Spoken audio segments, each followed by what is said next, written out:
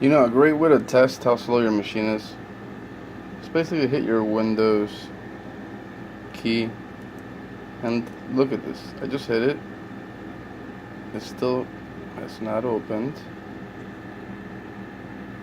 I'm not doing anything. The computer theoretically is not running any applications, but it's full of viruses and the hard drive is extremely corrupted.